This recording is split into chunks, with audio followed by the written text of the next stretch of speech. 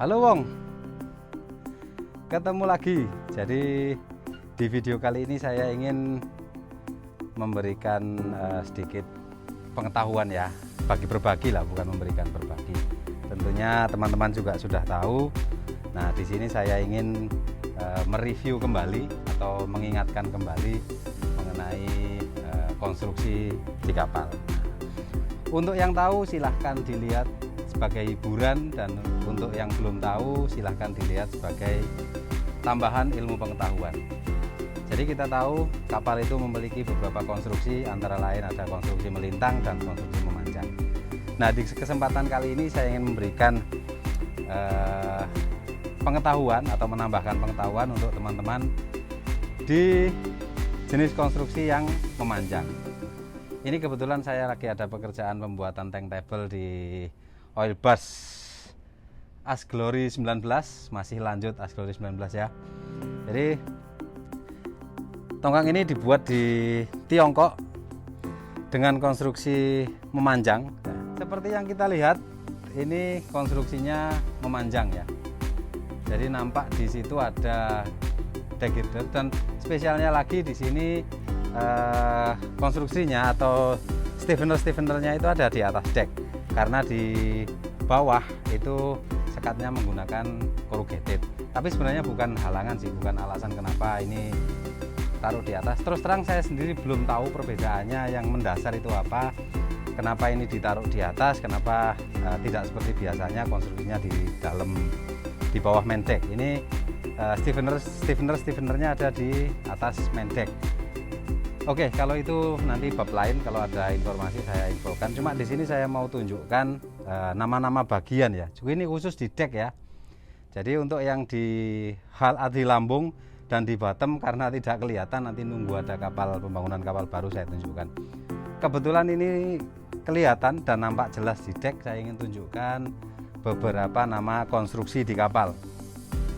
Jadi konstruksi memanjang itu ada namanya web frame, ada namanya girder, ada namanya long itu dinal. Yang saya injak ini namanya deck girder. Girder itu tergantung posisinya ya. Kalau dia ada di bottom atau di inner bottom, dia girder, bottom girder. Nah, ini posisinya di atas deck, makanya namanya deck girder. Nah, yang saya injak ini deck girder, yang memanjang ini. Nah, seperti yang kita lihat, deck girdernya di sini ada 4 untuk satu sisi di starboard ini. Kemudian selain deck girder di sini ada deck beam ya, deck beam. Nah, ini namanya deck beam. Nah, jadi kembali ke deck girder ya. Jadi ini ada web, ini face ya. Ini web plate, ini face plate. Kemudian di deck beam, ini deck beam ya, namanya deck beam. Deck beam juga terdiri dari web dan face, seperti itu. Nah, kemudian konstruksi memanjangnya ini selain girder, yang gede ini girder. Kemudian di sini ada deck long.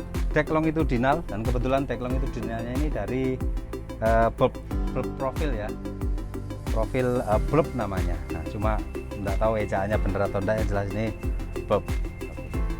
Nah, selain konstruksi utama ini ada bagian-bagian kecil yang mungkin kawan-kawan perlu tahu atau dulu tahu dan sekarang sudah lupa.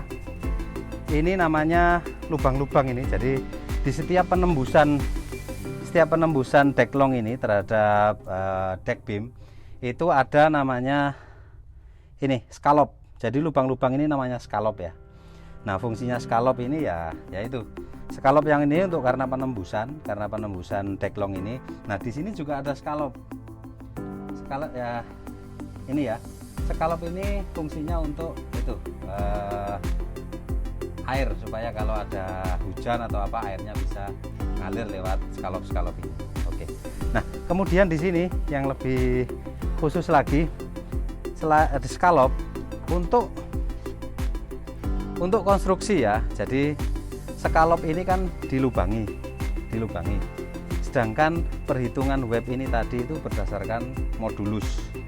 Jadi perhitungan konstruksi kapal ini kekuatannya itu mengacu ke modulus semuanya. Nah, dengan mengurangi atau melubangi web ini, maka modulusnya akan berkurang.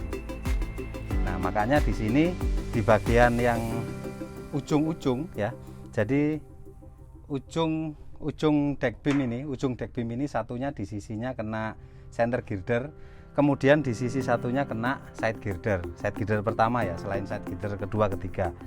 Jadi yang dekat dengan girder atau sekat, skalop wajib ditutup. Nah, penutupnya ini namanya kolar. Kolar ini berfungsi untuk mengembalikan modulus yang hilang akibat dilubangi itu. Karena modulusnya harusnya kan setinggi web ini ya. Karena dia dilubangi, modulusnya sisa segini. Makanya di setiap di ujung deck beam atau di ujung konstruksi itu wajib ada skalopnya, harus ditutup menggunakan kolar. Itu fungsi kolar, yaitu untuk mengembalikan modulus. Kemudian di sini ada bracket. Nah, bracket ini namanya tripping bracket.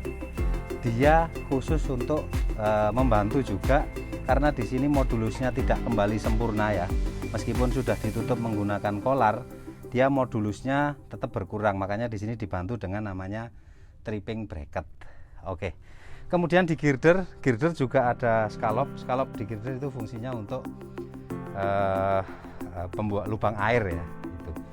Jadi kalau untuk scallop ini fungsinya untuk lubang air, dan scallop itu fungsinya untuk penembusan deck longitudinal. Oke ya. Nah, selain dari ya ini kita udah tahu ini pipa udara. Jadi saya enggak menginformasikan mengenai ini deck equipment ya, seperti pipa udara atau apa. Ya, di video kali ini saya hanya ingin menjelaskan tentang konstruksi di bagian deck saja ya. Ini seperti yang kita tahu, teman-teman sudah tahu, namanya keni atau bracket ya. Itu seperti itu. Nah, berikutnya di konstruksi itu ada namanya snip ya. Jadi tulang ini atau girder ini selalu dikecilkan ketika dia di ujungnya yang tidak ketemu apa-apa. Kalau dia misalnya di sini ada sekat tinggi, ataupun ada beam di sini, maka ini tidak perlu dikecilkan. Karena apa? Karena tegangannya itu masih bisa diteruskan. Pengecilan di web dan di faceplate ini namanya snip. Ini tujuannya yaitu untuk mengecilkan tegangan. Karena tegangannya di sini itu dia tidak bisa diteruskan, makanya dia harus dikecilkan sampai ke 0. Soalnya kalau dia misalnya diratakan aja, dia tegangannya di sini cukup besar dan akan mengakibatkan retak di bagian bawahnya seperti itu. Jadi semuanya harus disnip. Kalau kalian lihat kapal-kapal di mana aja, di setiap ujung faceplate dan webnya itu pasti disnip. Kecuali ini juga kita bisa artikan ini di ujung ya, di ujung daripada faceplate ini. Kenapa dia tidak disnip? Karena dia ketemu, masih ada pertemuannya dengan faceplate yang ini. Artinya tegangannya itu masih bisa diteruskan ke konstruksi yang lain. Nah, seperti ini juga bracket ini, siku ini bukan tidak ada artinya. Dia bracket berbentuk siku ini karena dia mengecilkan tegangan. Kalau misalnya dibuat kotak-kotak gini ya bisa aja, tapi tegangannya akan. Itu saja video kali ini untuk konstruksi di bagian deck ya. Saya ulang lagi, ini konstruksinya jenisnya memanjang. Di konstruksi memanjang itu di bagian deck ada deck beam, ada deck girder, ada deck longitudinal, ada collar, ada scallop, ada tripping bracket, dan ada snip gitu.